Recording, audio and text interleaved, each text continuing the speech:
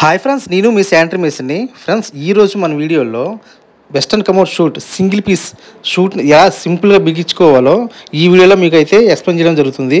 Friends, ఈ వీడియోని skip చేయకుండా చూడండి, ఎందుకంటే ఈ మధ్యకాలంలో మనకి ఇండియన్ బేస్ని పోయి మామూలు వెస్టర్న్ టైర్లు వచ్చినాయి.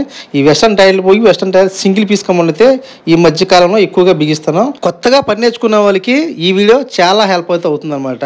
ఎవరైనా కొత్త వాళ్ళు చూసినట్లయితే సబ్స్క్రైబ్ చేసుకోండి, అలాగే ఈ వీడియోని తప్పకుండా లైక్ చేయండి. మీరు వీడియో పూర్తిగా చూసి మీకు నచ్చినట్లయితేనే లైక్ చేయండి.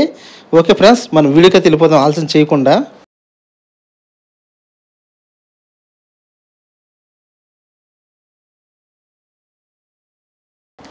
ఫ్రెండ్స్, వీడియోలోకి అయితే వచ్చేసామండి మనం. సో మీకు ఈ అన్బాక్సింగ్ అయితే చేసిన తర్వాత రేటు అవన్నీ కూడా మీకు వేరే వీడియో అయితే చేశాను నేను. మీకు కావాలంటే డిస్క్రిప్షన్లో లింక్ ఇస్తాను, ఆ రేట్లు ఎలా ఉంటాయి ఏంటి అనేది. సో ఇలా ఈ సూటు ఇన్స్టాల్ చేసినప్పుడు కంపల్సరీగా ఇద్దరు మనుషులు అయితే ఉండాలండి. మనకి యూట్యూబ్లో మనకి ఒకలే పెట్టిస్తున్నట్టుగా చూపిస్తున్నారు, కానీ ఇబ్బంది అవుద్ది.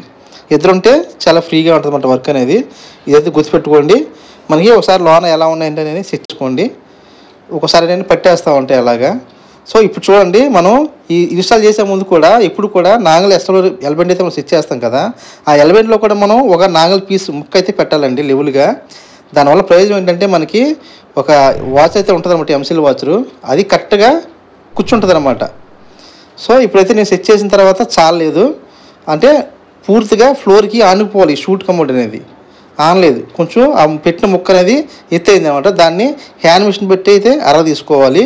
ఈ కింద పైపులు కానీ ఈ బెండ్లు కానీ కట్ చేసుకున్నప్పుడు దయచేసి హ్యాక్సా బ్లేడ్ అయితే వాడద్దు, హ్యాండ్ మిషన్తో చేసుకోవడం బెస్ట్. మీకు టైం అయితే సేవ్ అవుద్ది, పని చాలా ఫ్రీగా ఉంటుంది. సో చూస్తున్నారు కదా, అలాగా హ్యాండ్ మిషన్తో తీసుకోవాలి. ఇలాగ తీసుకునేటప్పుడు కళ్ళకి కళ్ళలో అయితే పెట్టుకోండి, కొంచెం దూరంగా ఉండి జాగ్రత్తగా చేసుకోండి. ఇరుకుల్లో కొంచెం ఈ షూట్ కమోడ్ దూరంగా పెట్టండి. ఇప్పుడు సీట్ కవర్ అయితే మీకు చూపిస్తాను చూడండి. ఈ సీట్ కవర్ అనేది ఏంటంటే కొన్ని షూట్లకి మనం ఇన్స్టాల్ చేసిన తర్వాత సెట్ చేసుకోవచ్చు, కొన్ని షూట్లకి అంటే ముందే సెట్ చేసుకోవాల్సి వస్తుంది. అంతా బిగించిన తర్వాత కొన్ని వెనకాల మనకి ఈ మామూలు నార్మల్ కమోడ్ టైప్లో ఇచ్చాడు, కానీ అవి వెనకాల చేయి ఆడదనమాట. అందుకని ముందే మనం ఈ సీట్ కవర్ ఫిట్ చేసి దీనికి అప్పుడు అంటే ఈ స్టాండ్ ఫిట్ చేస్తే సరిపోద్ది. తర్వాత ఈ స్టాండ్ని మనం సీట్ కవర్ని ఆ క్లిప్పుల ద్వారా అలా తోస్తే అది ప్రెస్ అయిపోద్ది అనమాట.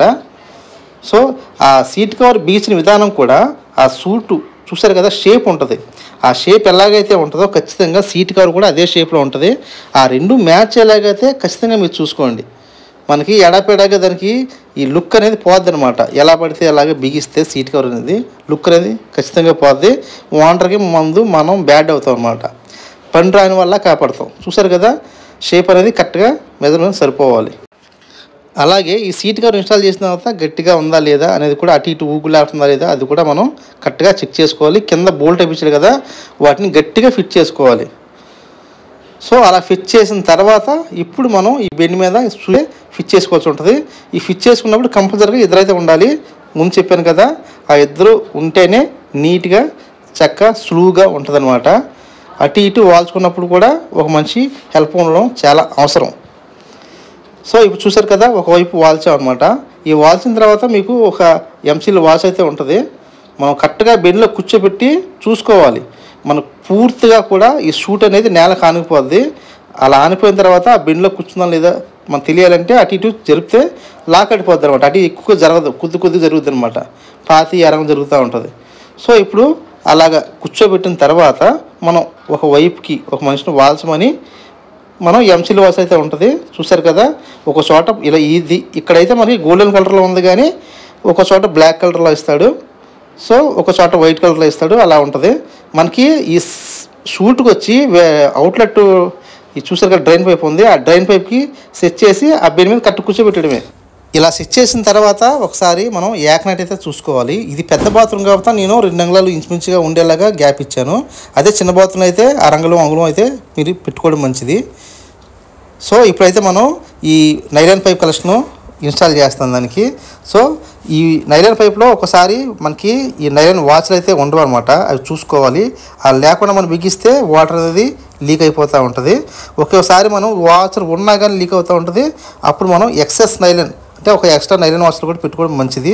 తీసుకున్నప్పుడు దాన్ని రెండో దాన్ని కూడా యాడ్ చేసి మనం టైట్గా ఫిట్ చేస్తే వాచ్ అనేది లీక్ అవ్వకుండా ఉంటుంది అనమాట. ఇలా పెట్టిన తర్వాత మనం ఒకసారి చెక్ చేసుకోవాలి.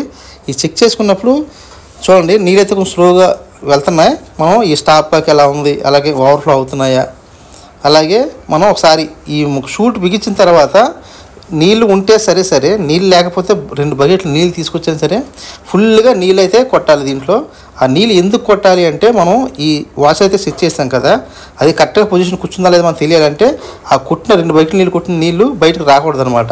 ఒక నీళ్ళు ఎక్కువ వచ్చేస్తున్నాయంటే ఆ వాష్ సరిగ్గా కూర్చోలేదు, మనం సరిగ్గా ఇన్స్టాల్ చేయలేదు అని అర్థం అనమాట. దాన్ని మనం సరి చేసుకోవాల్సి ఉంటుంది. సో ఇక్కడైతే మేము కుట్టాం, నీళ్ళు ఇచ్చిన చుక్కలు లేదనమాట, కరెక్ట్గా ఉందన్నమాట. సో కొత్తగా నేర్చుకునే వాళ్ళకి ఈ పాయింట్ అయితే చాలా మైండ్లో పెట్టుకోవడం మంచిది ఫ్రెండ్స్. ఇదైతే గుర్తుపెట్టుకోండి. నెక్స్ట్ ఇప్పుడు మీకు చూపిస్తాను చూడండి. కింద వైసీ మెటీరియల్ పెట్టాం, కొన్ని చోట్ల సిలికాన్ అయితే వాడుకోవచ్చు, మీ ఇష్టం అది. ఇప్పుడు ఏంటంటే గ్యారంటీ ఇవ్వాలంటే, వారంటీ వర్తించాలంటే సిలికాన్ పెట్టాల్సిందే అంటున్నారు, అది మీ ఇష్టం బట్టి పెట్టుకోవచ్చు.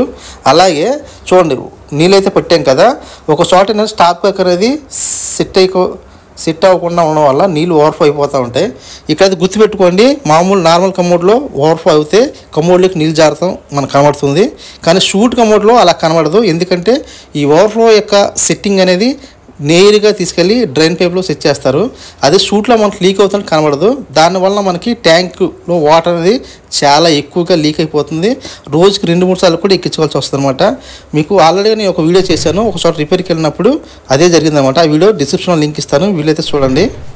శానిటరీ వర్క్ గురించి ఏ డౌట్ ఉన్నా సరే కామెంట్ చేయండి, నేను మీకు రిప్లై ఇస్తాను. కొత్త వాళ్ళు ఎవరైనా చూసినట్లయితే సబ్స్క్రైబ్ చేసుకోండి. ఈ వీడియో నచ్చినట్లయితే తప్పకుండా లైక్ చేయండి. ఓకే ఫ్రెండ్స్, మనం వచ్చే వీడియోకి వెళ్దాం.